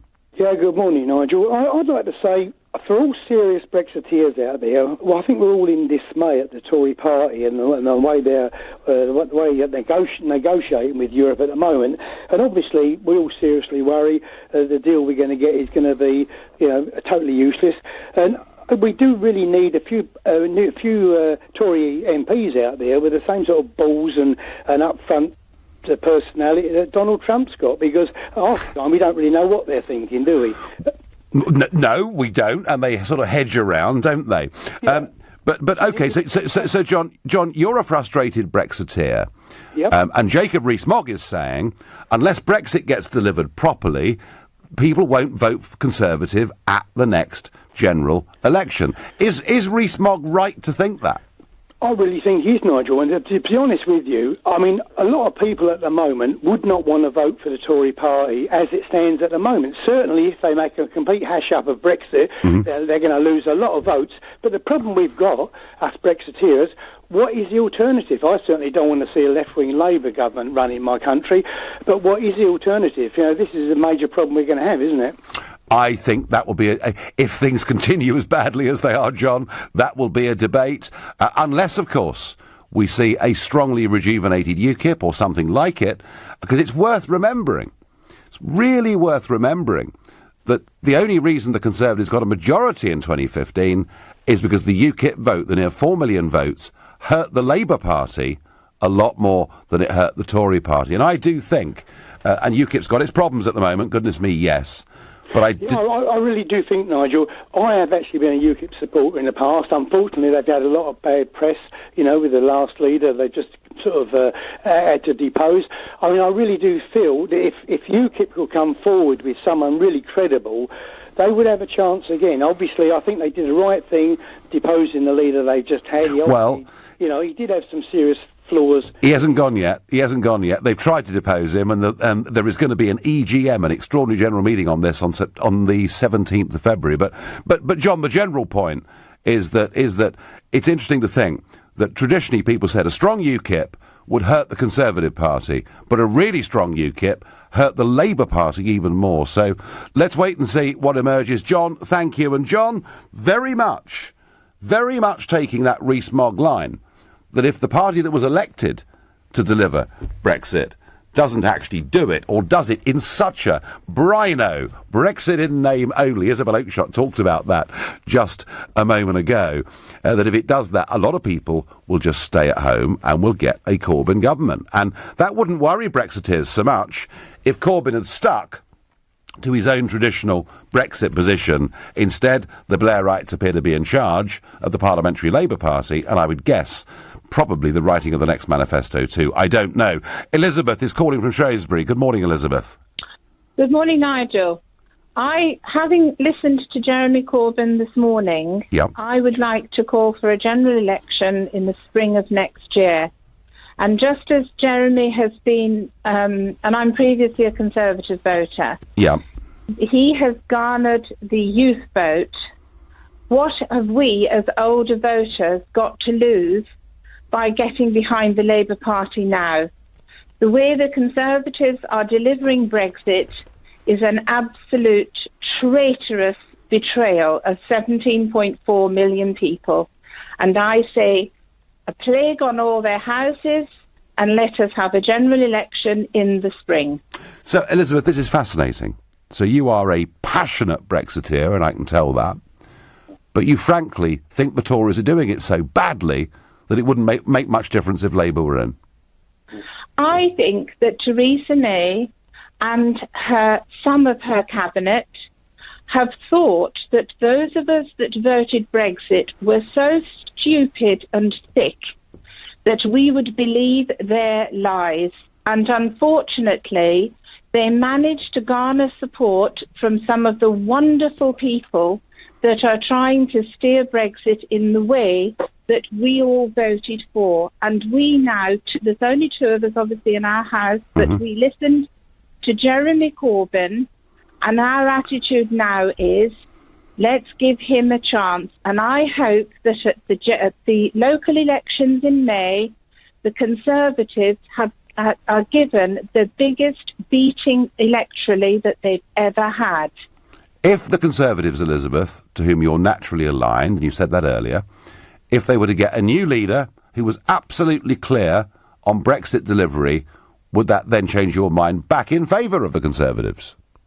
It would make us think that the Conservatives were a party who were for the people. And let's not forget, Nigel, we see all these politicians at the top pontificating about, as Hammond said at Davos, I have given the NHS. No, Mr. Hammond, you didn't give the NHS a penny. It's our money.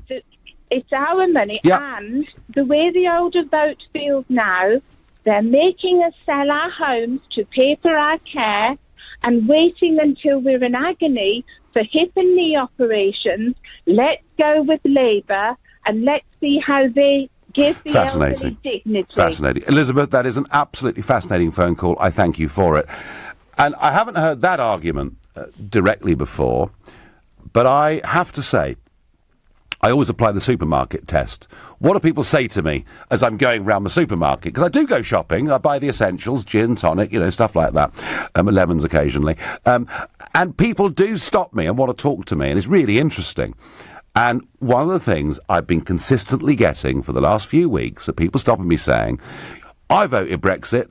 This woman does. Is she, are we going to get it, Mr. Farage? Is it actually going to happen? And people are genuinely, really, very, very worried indeed. John from Wales says, morning, Nigel. I would like Hammond replaced. That's a theme that's developed in the last half an hour. Maybe if Hammond went, things might just be okay. I'm not sure. I think it needs much more fundamental change than that. I sense Brexiteers are fuming with Mrs May, and Rees-Mogg is right. They're not going to vote Tory unless something big changes. What I mean by that is they're doomed unless something big happens. You're listening to the Sunday edition of the Nigel Farage Show, exclusively on LBC. It's now 11:30 and time for the news with Andy Ivey. Cabinet Office Minister David Lidington is urging the Conservative Party to come together and stop infighting. Mr Lidington, who's seen as Theresa May's deputy, was speaking as some senior Eurosceptic MPs expressed concern that the UK is heading for Brexit in name only. The number of people killed in a suicide bombing in Afghanistan has risen to 103. Another 235 people were wounded in the attack carried out by the Taliban in Kabul yesterday. The founder of the Swedish furniture chain IKEA has died. Ingvar Kamprad was 91. And England's cricketers have beaten Australia by 12 runs in Perth in the fifth one-day international to win the series 4-1. LBC weather, cloudy and windy for many parts, with the best of any brighter spells to the east of higher ground. Heavy rain in western Scotland, highs of 13 degrees. LBC travel starting on the anti-clockwise M25. It's queuing between junction 16 for the M40 and junction 15 for the M4. That's because of an accident, and a lane is also closed. Now the A4 is queuing eastbound between Knightsbridge Station and Hyde Park Corner Station because the Piccadilly underpass is closed for roadworks. And onto the North Circular Road, it remains closed northbound from the M4 junction 1 at the Chiswick roundabout to Gunnersbury Park. That's because of water mains burst. On the trains, South Eastern have no service running between Orpington and Charing Cross due to a power supply problem. LBC Travel, I'm Emily Rose. This is LBC. Nothing to see here. Just a regular retriever eating his food, doing his thing while you're out doing yours, not raiding the bin, and no little surprises left on the floor. What a good boy. Nothing to see here means nothing to worry about. With the new Hive-View smart indoor camera, you can check on your home from your phone wherever you are. Search Hive to discover more. Hive. Let's get living. Hive services require broadband and Wi-Fi. Terms apply. Imagine if your business's complete IT requirements could come straight out of a box. Well, that's what Intersys can offer. Complete IT management, cybersecurity, backup and disaster recovery, all straight out of the box. To see how Intersys can manage all your IT, leaving you free to run the business, just search intersys.co.uk. That's INTERSYS. And think IT out of the box with Intersys, a partner you can trust. Sometimes knowing what to do with your savings can be a little confusing. But with NS&I, you can relax because our new fixed-rate guaranteed growth bonds and guaranteed income bonds give you returns that are guaranteed. You can invest from £500 up to £1 million in each issue for 1 or 3 years. And because we're backed by HM Treasury, every pound is 100% secure. Enjoy peace of mind at nsandi.com. NS&I. Safer savings set you free. If you own a Swiss watch and it's time to sell it, speak to watches.co.uk. The whole process runs like clockwork. Rolex, Patek Philippe, Omega and more. It only takes a couple of ticks and we pay immediately. Or if you just fancy a change, we could take yours in part exchange. From time on your hands to money in your pocket, it couldn't be easier with watches.co.uk. The pre-owned Swiss watch specialist. Make your money go further. Travel on the Night Tube or London Overground night services and you'll only need to pay an off-peak fare, so it costs less than you may think, which is good news for your wallet. It's part of the commitment by the Mayor and TfL to make travel in London more affordable. To the Mayor of London and TfL, every journey matters. Group winners with games to spare. Now Manchester City are in the last 16 of the UEFA Champions League, and it's winner takes all, with a quarter-final place at stake. Experience breathtaking Champions League football from the best seats in the stadium. See City take on FC Basel at the Etihad Stadium on Wednesday the 7th of March. Be there and enjoy award-winning hospitality from £100 per person. Text VIP to 61894. Block management. 2 very simple words. But what do they actually mean? Well, there's budget approval for starters, then service charge invoices, health and safety paperwork, cleaning, gardening, maintenance, inspections, contracts, insurance, emergency call-outs, and a whole lot more besides. So for complete block management solutions, just remember 3 simple letters: ABC. ABC Estates will take care of all your day-to-day management, leaving you as happy as Larry. See abcestates.co.uk or call 0800 888 6688. The Nigel Farage Show. Text 84850. Tory party in deep trouble. Something's got to give. But before I get there, proposal now in Wales to lower the voting age for the elections there in 2022 to the age of 16. And of course this follows similar moves that have happened in Scotland and a bigger debate in the United Kingdom. I am opposed to this. I do not believe you should vote in elections that you're not eligible to stand for. And I don't think the idea of 16-year-old MPs or councillors actually makes any sense at all. If it does come to pass, and clearly it's Labour pushing this, of course there's the argument that there's bias in schools and that will generally lead people to be more left of centre. But there's a much more important argument than that, and you can debate the validity of that argument. And it's this, that generation live on their mobile phone devices, they live on social media, and the Labour Party and Momentum and others are getting quite good at this. Theresa May's Tory party are utterly useless at it, and the Tories need to get a grip on this very, very quickly indeed. But back to the Tories' trouble. I wrote in the Telegraph last July that the great Brexit betrayal had begun. A few people thought I was running a bit ahead of myself there, but hey, there's quite a lot more people saying it now. Fascinatingly, Jacob saying, they won't vote for us next time if we don't deliver it. Our last caller before the break, Elizabeth, saying she's a Tory, a Brexiteer, but hey, what difference would it make if Labour won? And Tony from Pevensey Bay says, Nigel, I've never ever voted Labour. However, because Theresa May is so hopeless at negotiating our exit from Europe, I will at the next election. Despite the fact that Corbyn isn't really offering us anything positive when it comes to Brexit. In fact, his position from a Brexiteer's point of view is now considerably worse than that of the Tories. But hey, that's where we are, and people are getting pretty angry when I meet them going round the supermarket. Lorraine is calling from Chelmsford. Good morning, Lorraine. Good morning, Nigel. I would just like to say that this is just another betrayal of the UK in the favour of the EU.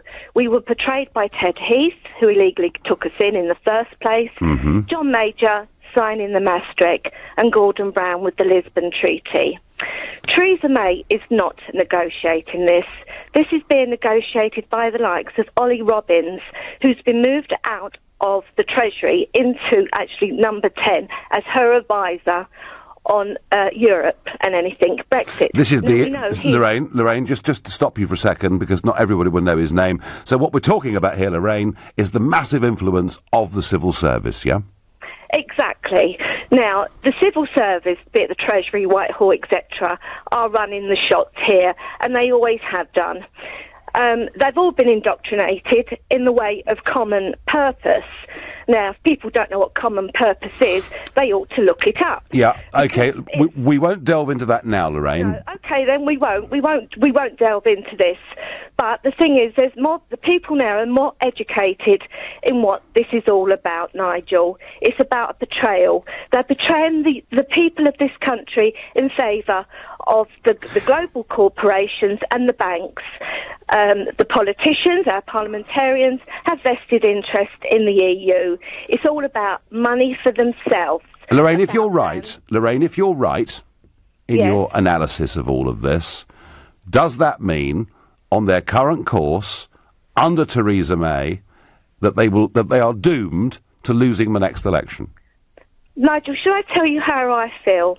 As somebody that hates the EU, I love Europe, like yourself, and I love different countries and their cultures and identities. This is what makes the world such a fascinating place. And as you know, they want to destroy that. No, I agree with that. But Lorraine... Yeah, my point is, Nigel, if we don't get out of the EU completely, this country is finished anyway, and so let it become communist, because I would have lost all faith in democracy and sovereignty. No, Lorraine, very passionate, very strong. You're not alone, Lorraine. I'm meeting you around the supermarket aisles. Now, look, surely there must be somebody out there who thinks the Tories are doing a good job. Somebody out there, please call me and tell me that Mrs May is doing it brilliantly, and they're going to walk the next election with a monster majority. Please tell me. You must exist. Someone must be out there. Even if you're a sitting MP who rings up anonymously, you can call 0345 60 60 973. David, a first-time caller from Mill Hill, is ringing. Good morning. Good morning. First of all, I saw Jeremy Corbyn on the Biased Broadcasting Corporation this morning. I mean, honestly, we have to get rid of her. She has to get out. She has to take Hammond with her. How can we have a cabinet that is not a Brexit cabinet? It doesn't make sense. She's got a load of people in there that are against Brexit. I mean, it's just wrong. I know. And David, she'd even appointed Lord Adonis to a post, who is just about the most fanatical EU person I've met in my life. I'd like to ask you something else. Yeah. What about the accounts, the EU accounts? Have they been agreed? Well, they've not been signed off as a full and true accurate record for 20 years because there are problems, billions missing, talk of fraud, etc. But that's not the debate this morning, David. The debate this morning is that we have a Tory party that says it will deliver Brexit, but wants to give us transition, wants us to be aligned incredibly closely. They're insulting our intelligence, Nigel, the way they're doing it. Yeah. I mean, David, have you been normally a Conservative voter, David? I have been for many, many years. Okay. But I mean, I couldn't bring myself to vote for Labour because I just watched Corbyn on the television, and to me, I just don't agree. And having his Chancellor of the Exchequer there as well, taking the money and redistributing it. They haven't thought it through. They want to give £10 an hour to everyone. How many businesses will close because of that? And that means the unemployment will go up, and that means that they don't care about and David, let alone what they would do to high earners, and we'd see the 1970s style brain drain happening all over again. And I fear that. I'm old enough to remember it, and I fear that too. But David, you know, would you go out and vote for Theresa May if the other prospect was Corbyn, or if she sells out on the EU, would you simply just sit on your hands? Survive. I can't believe she's going to survive, because it's just ludicrous, her situation. She's not a Brexiteer, and she was made Prime Minister. It's an insult to us. The fact that it doesn't make sense. David, it's Sunday morning. You've got to calm down, mate. You know, I mean, I do understand how you feel. And that's why you picked up the phone for the first time ever to LBC. Thank you, David, very much indeed for your call. Well, let's move on to David in Worksop. David, good morning. Hello, Nigel. Morning. Just a quick call. I'm sorry, but I think Theresa May needs to go now. We are going absolutely nowhere. And what you're asking the question, would people continue to vote for the Conservatives? The problem we've got, if you want Brexit, where else do you go? It's partial Conservatives, but every other party, apart from UKIP, is wanting to remain, and that's the problem people will have if there is another election. Yeah, I mean, at the moment, David, the Tory party say they're delivering Brexit. You know, I saw the effective Deputy Prime Minister Lidington this morning. Oh no, we're carrying out the will of the people. But I think, David, the scales are beginning to fall from people's eyes, aren't they? Yeah, they are. And Jacob Rees-Mogg is an absolute hero. We need somebody like him, and because he'll cause a catalyst of other people who think like him to start coming out and saying, well, we're not doing what we've been asked to do. And I'd love him to be the Prime Minister, I really would. Well, let's see. I felt a bit sorry for Jacob yesterday, because looking at the Times newspaper cartoon, you know this story, David, in the last week of the two monkeys that have been cloned. Yeah. And it had and the two monkeys were Rees-Mogg and myself. I felt a bit sorry for him. They're going to lump him in with me and everybody else. David, I think to people of a certain political persuasion, Jacob is, becoming a bigger and bigger and bigger figure. But the argument is, David, in places like Worksop, as we head up towards the north in Nottinghamshire, that he's just too posh. I know, and we see we've got a really good Brexit MP. John Mann's a good MP. But the problem, I think, is a lot of people in the north won't vote Conservative, even though they want Brexit. No. And that's where UKIP plugged that gap. That's right, and that was what hurt Miliband so much in 2015, gave Cameron the surprise majority, and delivered the referendum. David, I thank you.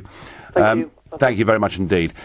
If May does not deliver the Brexit we voted for, 17+ million people will never trust the Tories again, and they will be finished, say Linda and David. Well, some people will still vote Conservative because they'd always vote Conservative, and some people are going to vote Conservative because they fear Corbyn and some real left-wing economics. The question, I think, really, and there may be one or two that switch to Labour, the question really is, you have to, at elections, you have to have your people motivated to go out and vote, and there are a lot, I suspect at the moment, of Conservative-inclined people who were pro-Brexit who do not like one little bit the direction all of this is going in. You're listening to the Sunday edition of the Nigel Farage Show, exclusively on LBC, and it's now 11:45. Coming up at 12 on LBC, Majid Nawaz. Senior Tories have given Theresa May up until the local elections to improve her premiership or be ousted. Is Theresa May doomed, or will the spectre of Corbyn save her? Majid Nawaz on LBC. At Ryanair, we understand real value for money. You can fly from as little as £9.99 to over 200 destinations and enjoy a great booking and in-flight experience. Discover why we're Europe's #1 airline. Book today on Ryanair.com from £9.99 one way. Ryanair. Low fares made simple. Limited availability. See Ryanair.com. Journey's End is the movie that critics adore, calling it emotionally charged great British drama. We won't last 5 minutes if the Germans attack. This First World War epic is extremely powerful. You think there's no limit to what a man can bear? Based on R.C. Sheriff's award-winning play and best-selling book, with an all-star British cast, including Sam Claflin, Asa Butterfield, Toby Jones, and Paul Bettany. I need to come through this, so we stick at it. Don't miss Journey's End, in cinemas February 2nd. Until Sunday, there's up to 50% off in Oak Furnitureland's end of January sale. With solid oak coffee tables from only $199. Go online now to find a store near you. Do you or your business own a property with planning permission opportunities or land with development potential? If so, Barnes Rofe can help you manage the risks and maximise your gain. with joint venture contracts, development partnerships, property SPVs, financing and ownership structures, and property tax advice. At Barnes Rofe, we've already supported our clients through property deals worth millions. So call us today, and you can be next. Barnes Rofe, clever accountants for property businesses. What if you could have everything you ever dreamed of? The only catch, you have to shrink to 5 inches tall. That is wild. Downsizing takes the pressure right off. We live like kings. Your $100,000 translates to $12 million. Matt Damon. You think we're in the normal world, and then something happens. Wow. And you realize we're not. Downsizing in cinemas now. Save up to a cool £400 in the BT January sale. Get super fast Infinity with our Smart Hub, awarded Best Buy Router by Which, and get great deals on TV and mobile. But get your skates on. The BT January sale ends Wednesday the 31st. Search BT Broadband to join BT today. Saving over 18 months with unlimited BT Infinity, BT TV Max, and selected 6 gig handset deals with £5 monthly broadband discount. Travel Pack. Have the right flight at the right price. In fact, we'll price match most worldwide flights if you find one cheaper elsewhere at the time of booking. So, if you need to book a flight, remember the Travel Pack price match. Call Travel Pack on 0208 903 9999. You won't find a better price for your flight. Travel Pack 0208 903 9999. ATOL protected. Excludes low-cost operators. Competitors must be ATOL licensed. Conditions apply. When you cough or sneeze into your hands, your germs can spread onto everything you touch and can live on a surface for hours for others to pick up, like on the phone. Hello? Oh, it's for you, pet. Oh, hi, Mum. How are you? Oh, can I speak to Nan too, please? So the advice from the NHS is to always catch your cough or sneeze in a tissue, then bin it, then wash your hands as soon as possible to kill the germs. Catch it, bin it, kill it. NHS. Helping you stay well this winter. Your company's doing pretty well. Your tax position's okay. So what's keeping you awake at night? To face the future with confidence, talk to Vision Consulting. We've expanded from Gants Hill to the Gherkin, with clients from the fishmonger to the multi-million-pound property investment company. And our growth as a firm of chartered accountants and registered auditors is based on our passion for our clients' business. Have confidence in your accountant. See visionconsulting.co.uk. The Nigel Farage Show on LBC. I've said for months I think May's the wrong leader, that Brexit is being watered down and betrayed, and that it's going to do them an awful lot of harm. Many more people now saying that. Jacob Rees-Mogg hinting over the last couple of days it could cost them votes at the last election, but today on Peston saying I'm fully supporting the PM because we need to have stability during the negotiations. It makes more sense to back the leader who has a clear position on Brexit. It's a bit like saying the football club, isn't it? We have every confidence in our manager, and then he's gone within 48 hours, and we've seen that a few times. But let's keep your views on this coming in. Are they doomed, the Tories, on their current course? I'm going to go to the Isle of Wight and speak to Billy. Good morning, Billy. Good morning, Nigel. Great to talk to you. I really do think the Tory party is doomed because I've previously voted Conservative, and I did vote for the Conservative Party in this last election. Yeah. And unless they get their act together, and that is, of course, going to be without Theresa May as the leader, then I'm going to have no choice but to vote for an alternative party, and that would have to be the Labour Party. But I don't want to do that, and I think they need to bring in someone like Daniel Hannan, who actually knows what he's talking about, who can actually deal with problems sensibly, and is a strong Brexiteer. But isn't known with the public at all. That would be the problem. Billy, you talk about voting Labour. Are you happy with Corbyn's position on the European Union? I'm not happy with his views at all, actually, on the European Union, because he's not given any view at all. Well, I tell you what, Billy, let's have a little listen, because Corbyn was on the Mar programme this morning, and he was asked the question, would a future Labour government keep the UK inside the customs union? Here's his response. We would want a form of customs union. Obviously, whether it would be the customs union, answer no, because it would require being a member of the EU, which we're not. Well, we could agree to be in the customs union without being a member of the EU. We would need to be sure that any agreement with the EU gives us the chance to influence this situation we're in and the trading relationships we want.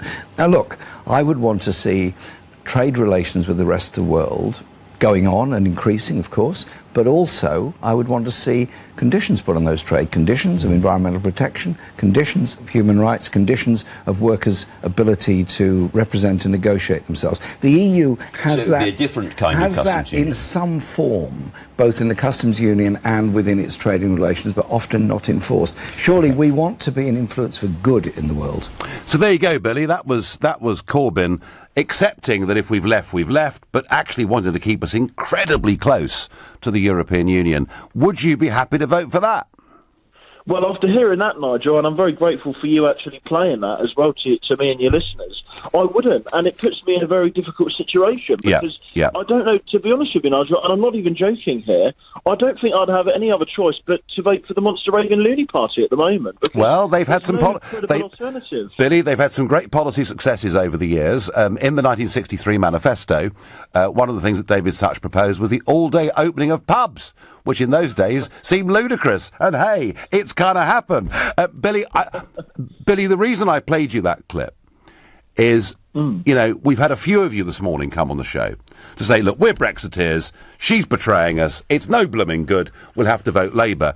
But I just don't think people realise that although Corbyn, in his manifesto in June, talked about not just leaving the European Union, but leaving the single market, taking back control of our borders, there has been a transformation. They've done a 180-degree turn, the Labour Party, and they now basically want to stay in everything. Talk about Brexit in name only, it would appear that may as well be at the top of Corbyn's manifesto. Billy, I thank you for the call. I understand your frustration and your confusion. There are a lot of people out there feeling just like that.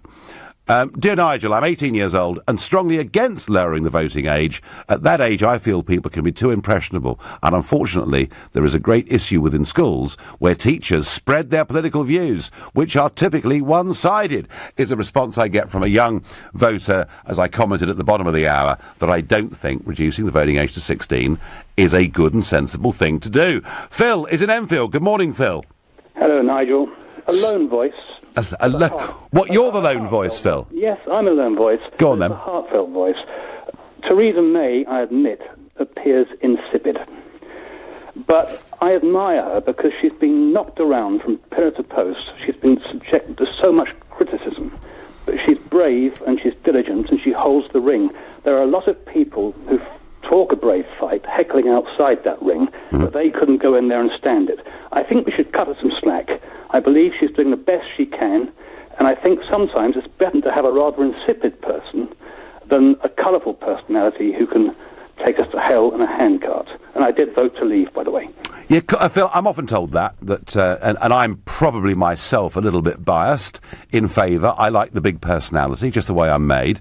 But, Phil, what does she actually believe in, Phil? I believe she has a sense of duty.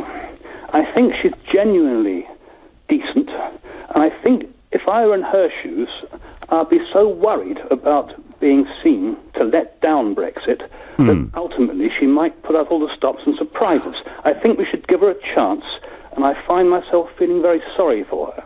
Well, I think on a human level, Phil. Yes, but also I think she has got a track record of experience, which many who shout the loudest do not have.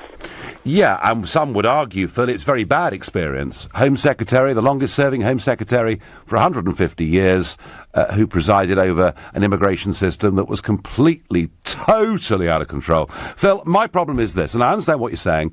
You know, it's damn difficult where she is. But when she's asked questions like, by Ian Dale, how would she vote if there's a referendum today? She can't answer the question. Phil, it's the lack of conviction, and it's this sort of... Janet Daly in today's Sunday Telegraph says she's like a middle manager. She doesn't have the skill set to be a leader that makes big decisions and has the vision. Rather her being that than someone who thinks he's Winston Churchill when he's not. OK, all right, Phil Malone voice from Enfield, I thank you. And I've got time for one last call this morning, and it's going to be Vic, who's calling from Shepherd's Bush. Good morning, Vic. Good afternoon, Nigel. Lovely to talk to you, Nigel. I believe that she's finished, Nigel. And I really believe that it's going to be between either Jacob Rees-Mogg or Boris Johnson. I have no doubt about that at all, Nigel. None whatsoever. sadly, people see her as a caretaker Prime Minister. And she's definitely going to be finished this year, Nigel. So, with a new leader, Vic... Sorry? With a new leader... Yeah. Would you feel much happier voting Conservative and think that others would too? And I think either Jacob or Boris will carry millions of more people on board. I think they have Jacob doesn't have the personality of Boris, but he has that way about him that people love him, Nigel. Well, some do, and not all do, Vic. Really, really important. Coming up to the... OK, yeah, no, that's fine, that's fine. Vic, I thank you. I actually have got time for one last call. Colin, first-time caller to the show from Chester. Good morning, Colin. Good morning. How long have I got? About 10 seconds. You've got 35 seconds. Go for it. Okay, I've got 2 points. I think that it's a very clever game they're playing. What do the EU want to see over the table when they're negotiating? Or rather, what don't they want to see? They don't want to see Boris Johnson or Jacob Rees-Mogg. They want to see Theresa May, don't they? It suits them perfectly, yeah, because we'll go on paying money and all the rest of it. Yeah, so they don't want to give us a hard time in negotiations because she'll go and end up with somebody that they don't want to see. So it could be part of a strategy, I think. Could be. Negotiations are about to start. But Colin, given that our time is desperate, I'm sorry, but do call again. I know you're first-time caller. Let me ask you very quickly, Colin, are the Tory party doomed on their current course with her as leader? No, I don't think so. You think so? All right, Colin, I've got to go. That's it. I can't do any more. I've run out of time. Lots and lots of opinion on this. Unsurprisingly, this one will run and run and run. I've been saying for 7 months now that the Brexit policy is wrong. They're losing key support. You heard it here first. You've been listening to the Nigel Farage Show. I'm back tomorrow evening here at 7 o'clock. At 3 o'clock this afternoon, it's Alex Salmond. But up next, it's Majid Nawaz. Thank you, Nigel.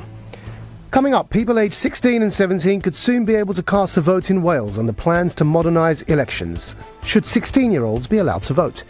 Before that, a group of the highest-paid male BBC presenters will accept pay cuts, clearing the way for the corporation to resolve pay inequality for news and current affairs presenters.